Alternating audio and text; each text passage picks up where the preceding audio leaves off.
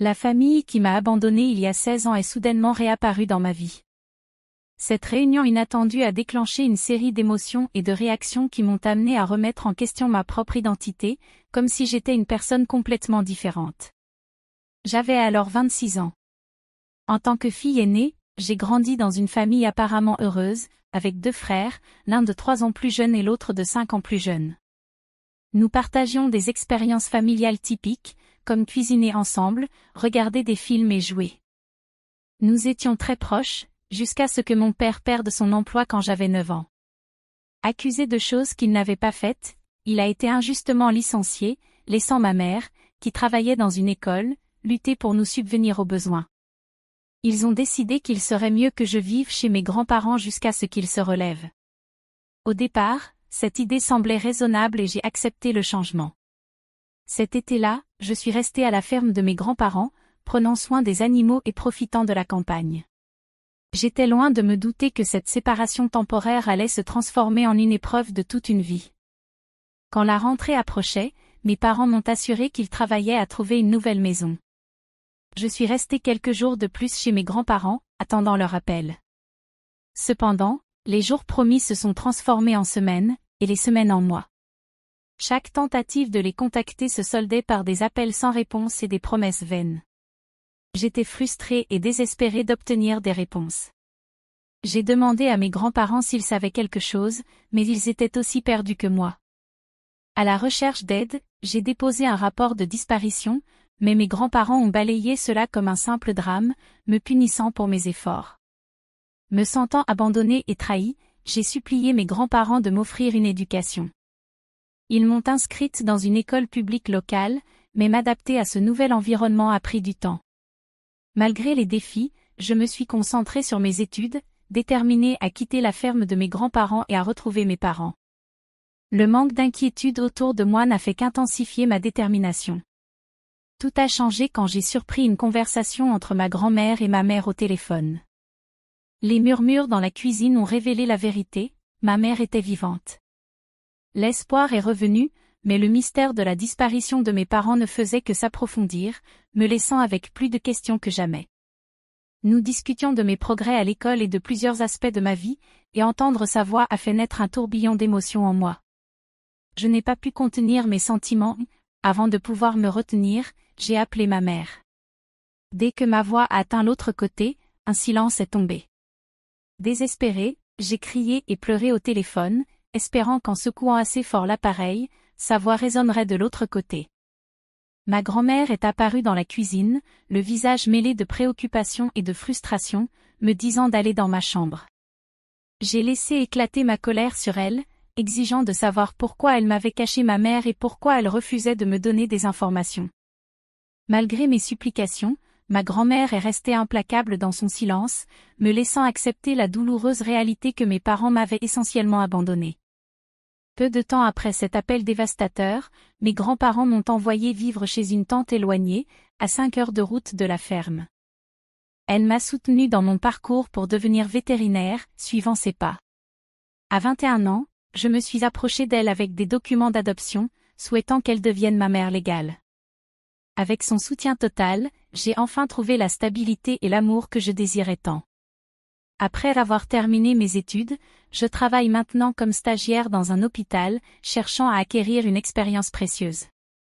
Mon chemin professionnel m'a amené à déménager dans un nouvel appartement, loin de la familiarité de la maison de ma tante. Malgré la distance physique, je lui rends toujours visite dès que je peux.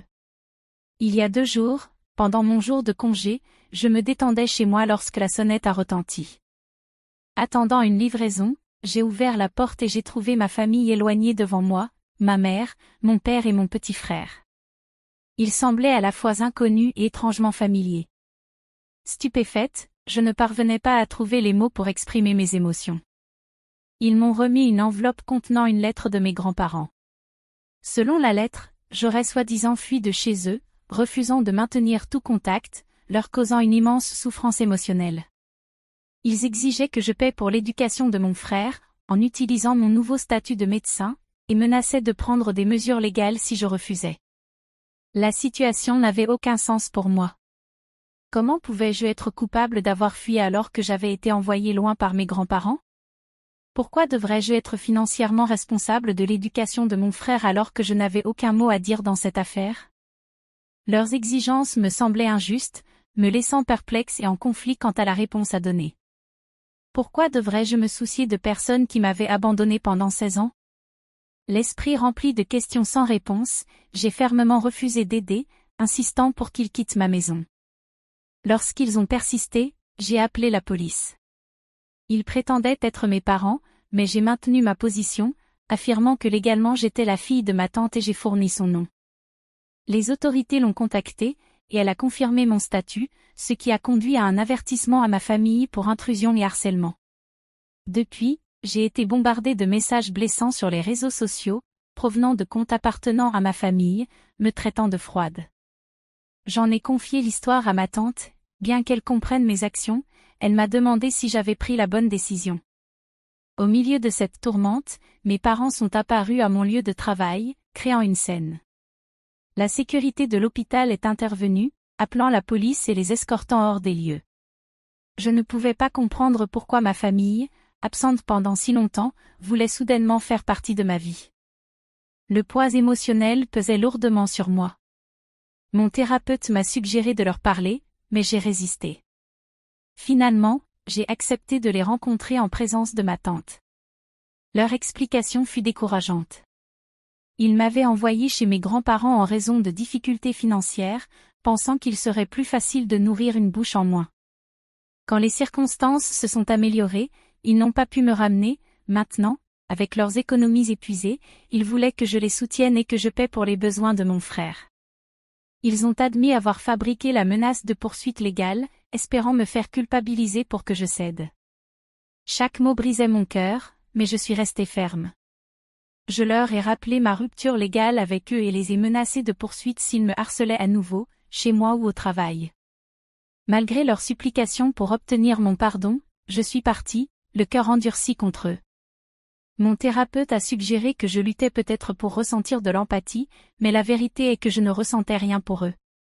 Si je pouvais, je les effacerais de ma mémoire sans y penser à 2 fois. Depuis ma dernière mise à jour, ma famille a cessé de me contacter. D'un autre côté, j'ai terminé mon stage et j'envisage un autre programme de résidence avant de passer le NAAV. Je garde l'espoir que mon avenir sera prometteur. Parfois, je ne vais pas le nier, j'aimerais avoir une meilleure relation avec mes parents. Cependant, je suis heureuse d'avoir ma tante comme seule mère. Elle s'avère être une mère bien supérieure à l'autre. Je sais qu'ils t'ont abandonné, qu'ils t'ont menti et t'ont laissé avec tes grands-parents. Tu ne leur dois rien. Tu ne fais que leur rendre ce qu'ils t'ont donné, ils t'ont abandonné. Maintenant, je vais de l'avant, attendant de voir ce que l'univers me réserve.